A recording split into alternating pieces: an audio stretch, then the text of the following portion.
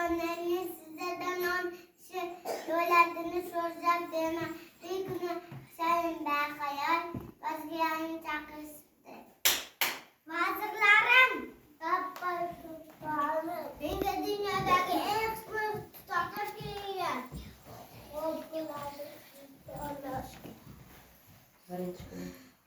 Birinci günü bu yetişti.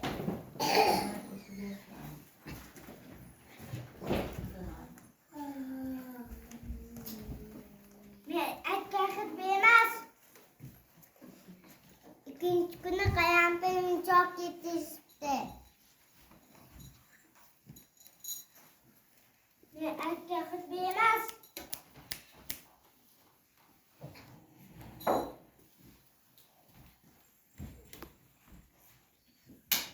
Vazirlerim. Rabbim tamam. Benge. Sizlerde üç gün muhlak geçiren tasarım kitap diler. Kalmasaların cazağı tart deme. O bırakır.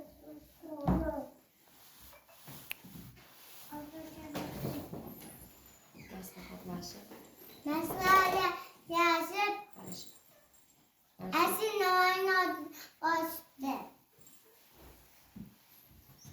Elim baklarımız dostum. Esin oynadı boyamışlar. Assalamualaikum aslanım. Ve aleyküm assalam. Sizlerden aşam olucudu.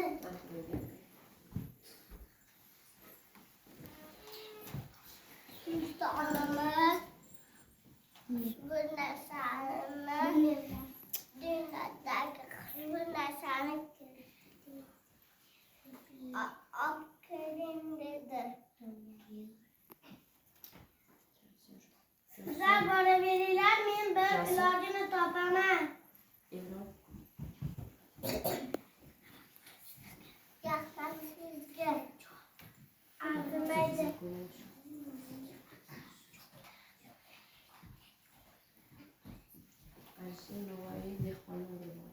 Asin oydu da baş. Orada da bayıttı.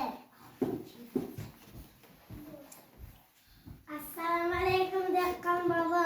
Aleyküm assalam. Sultanımız en kuş koyunlar sana keltirin koyunları ıslattı.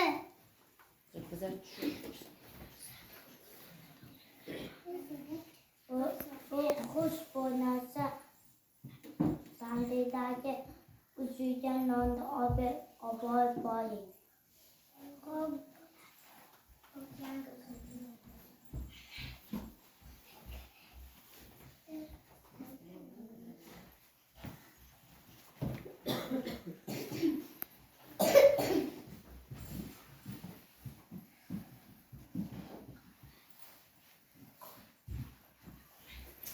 Şaban, Şaban.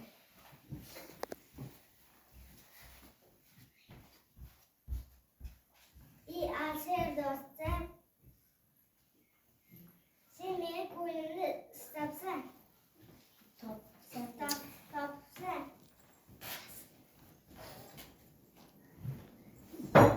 Ne yapacağız? Ninguém mais rahmati. As ben